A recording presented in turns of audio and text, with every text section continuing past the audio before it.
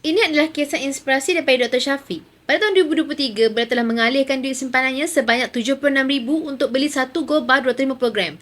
Hari ini, tahun 2025, 250 gram yang sama kini telah pun mencecah hampir RM150,000. Untung bersih sebanyak RM74,000 hanya simpan dan peram je aset tersebut. Bayangkan kalau RM76,000 tu dibiarkan je dalam akaun bank. Mungkin dah bocor atau susut nilai kerana inflasi. Tapi kerana ditukarkan jadi emas, ia kekal kukuh dan terus bertambah nilainya. Emas ni bukan untuk hari ni je, tapi jaminan kewangan 10 hingga 20 tahun akan datang.